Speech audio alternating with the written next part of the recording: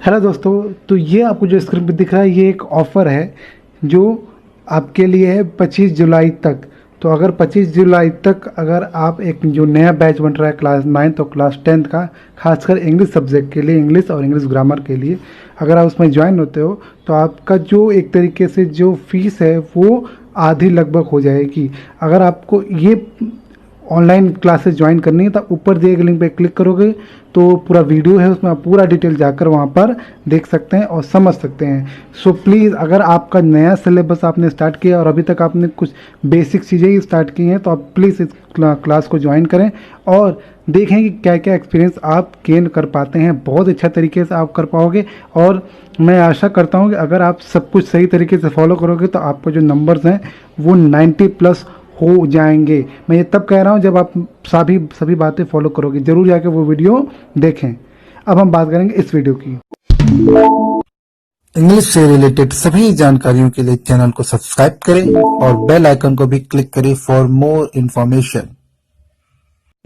Hello दोस्तों, आज का जो वीडियो है उसमें हम बात करने वाले हैं क्लास 12th के इंग्लिश सब्जेक्ट का, यूपी बोर्ड का पोइट्री का पोएम 1 का सेंट्रल आइडिया, और पोएम का क्या नाम है, character of a happy life.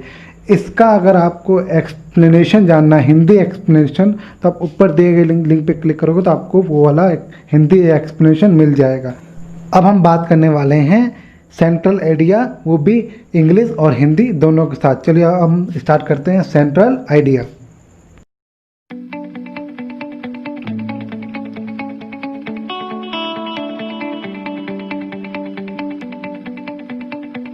तो दोस्तों ये है central idea of the poem. जो आपका पहला पोएम वो पहले इंग्लिश वाला पढ़ेंगे फिर हिंदी वाला। अगर आपको इसका पीडीएफ चाहिए तो आप वीडियो के डिटेल में जाएंगे तो उसमें लिंक है, लिंक पे जाएंगे तो आप उसका पीडीएफ डाउनलोड कर सकते हैं। चलिए अब देखते हैं पहले इंग्लिश वर्ड पूरे समझते हैं। लिखा in the poem character of a happy life by sir Henry Wotton. तो सर हेनरी वॉटन द्वारा रचित कविता कैरेक्टर ऑफ हैप्पी लाइफ में we learn that worldly possession मतलब होता है, इसको पोसेशन भी कहते हैं कई लोग, या पोजेशन भी कहते हैं। नॉर्मल इसको पोसेशन ही कहा जाए तो ठीक रहेगा। क्या वी लर्न दैट, हम सीखते हैं कि, लर्न मतलब सीखना, तो वी लर्न दैट हम सीखते हैं कि वर्ल्डली पोसेशन की जो वो सांसारिक संपत्ति है या सांसारिक अधिकार है जो हमारे अंदर पोसेस होता है, जिसको हम कहते हैं कि हाँ ये मेरा है, ये तुम्हारा है, ये मेरा भाई है, ये तुम्हारा भाई है, ये मेरी मम्मी है, ये तुम्हारी मम्मी, ये एक तरीके से प्रॉपर्टी मेरी है, ये घर मेरा है। तो वो जिसमें हम हक जताते हैं उसकी बात हो रही है।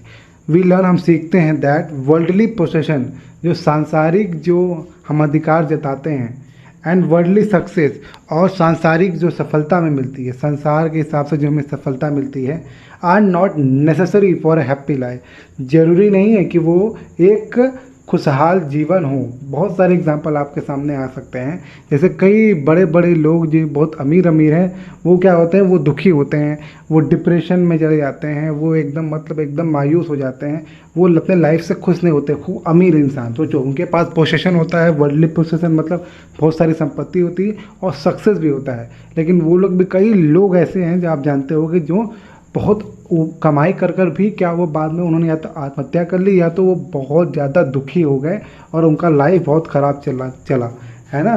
तो वही लिखा है कि वी लर्न हम सीखते हैं दैट वर्ल्डली पोसेशन के सांसारिक जो अधिकार हमें मिलते हैं या जो हमारे पास होते हैं, एंड वर्ल्डली सक्सेस और सांसारिक जो सफलता है, are not necessary for happy life. ज़रूरी नहीं है कि ये आपको एक सुखित जीवन दे। If a man want to lead a happy life, अगर व्यक्ति चाहता है कि वो एक अच्छा जीवन जिए। अगर आपको नहीं समझ में आ रहा तो मैं यहाँ पे इसको एक तरीके से मैं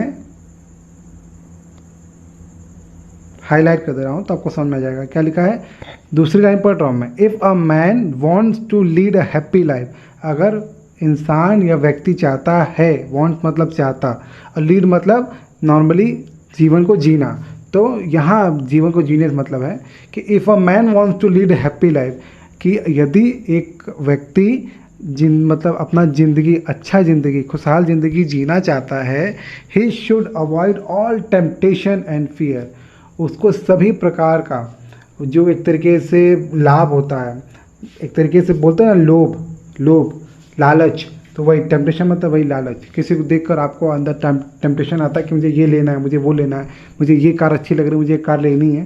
तो ये जो इच्छा आपके अंदर आती है, लालच आता है, उसकी बात हो रही है।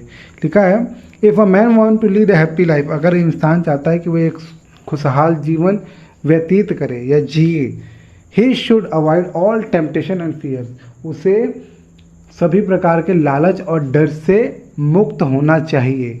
ठीक है, से किससे होना चाहिए? मुक्त हो। अवॉइड मतलब नॉर्मली होता है नज़रअंदाज करना, लेकिन यहाँ जो पूरा टोटल मतलब आ रहा है वो आ रहा है मुक्त होना चाहिए, मतलब उसको किसी चीज़ को देख कर ज़्यादा डर भी ना हो और ज़्यादा लालच भी ना हो, हल्का फुल्का लालच सबको होता है।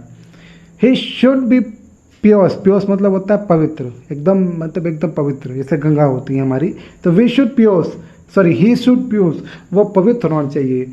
And should have self respect, और उसके पास, यहाँ हैव मतलब है पास, उसके पास सेल्फ रेस्पेक्ट यानी आत्मसम्मान होना चाहिए।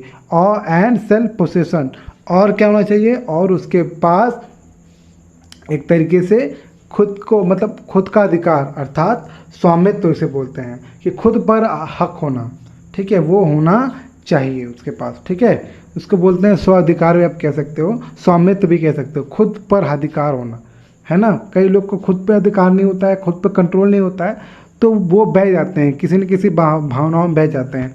ठीक है, या किसी बुरी आदत पे पड़ जाते हैं। बोलते हैं ना अपने आप पे कंट्रोल रखो, तो वही लिखा है ही शुड बी प्योर, वो पवित्र होना चाहिए। And should have self respect, और उसके अंदर आत्मसम्मान होना चाहिए।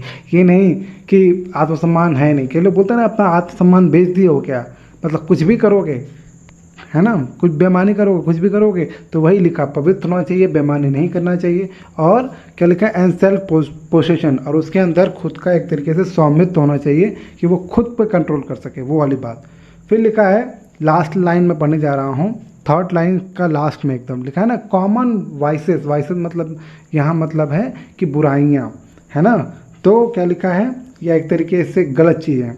तो कॉमन वाइसेस, जो सामान्य बुराइयाँ होती हैं, सच एज जैसे, सच एज मतलब होता है जैसे, जेलसी मतलब जलन, एंड फ्लैटरी मतलब चापलूसी करना, किसी की एक तरीके की चापलूसी करना कि आपको उससे फ़ायदा हो सके तो इसलिए आप उसकी चापलूसी करो। तो शुड नॉट टच हिम, वो उसको टच ना करे। अगर कोई उसको कोई उससे जल रहा है या कोई उसको एक तरीके से उसकी चापलूसी कर रहा है, तो वो उससे प्रभावित ना हो। ऐसा कई बार होता है कि कोई व्यक्ति आपसे फ़ायदा चाहता है तो आपकी चापलूसी करने लगता है, आपकी बहवाई करने लगता है, दूसरे की बुराई करने लगता है।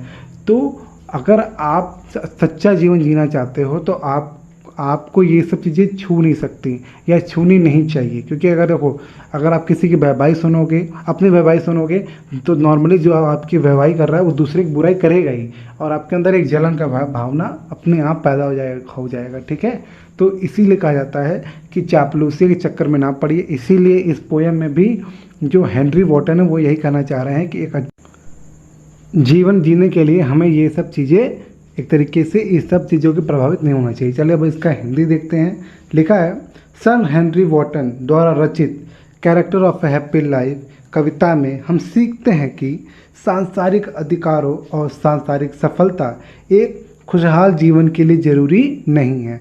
अगर व्यक्ति एक खुशहाल जीवन व्यतीत करना चाहता है तो उससे सभी प्रकार के लोभ और डर से बचना चाहिए।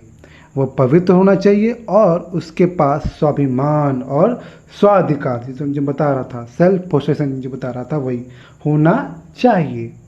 उसे सामान्य बुराइयां जैसे जलन, है ना, और चापलूसी, फ्लैटरी मतलब चापलूसी को छूना नहीं चाहिए, अर्थात दूर रहना चाहिए। अगर कोई उससे चापलूसी करता है उसको नहीं करना चाहिए, और कोई अगर उसे कर रहा है तो वो भी उससे दूर रहना चाहिए, उससे प्रभावित नहीं होना चाहिए। कहने का मतलब ये है, अगर कोई कर भी रहा है तो उससे वो प्रभावित ना हो।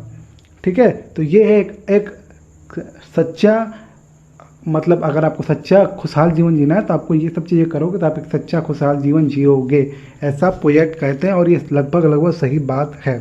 अगर आपको इस वीडियो से कोई प्रॉब्लम हो तो कमेंट बॉक्स में अपनी राय रखें ज़रूर, और साथ में वीडियो अच्छा लगा तो उसको लाइक करें, शेयर करें, और चैनल को सब्सक्राइब करें। शेयर ज़रूर करें अपने दोस्तों को। मैं कई बार बताता हूँ, शेयर जितना करेंगे उतना ज़्यादा फ़ायदा होगा आपके दोस्तों को भी, क्योंकि ये नया सिलेबस जो आया है वो पुराना ही है, बस थोड़ी सी उसमें एक तरीके से मॉडिफिकेशन की गई हैं कुछ कुछ पॉइंट्स को लेकर, है ना।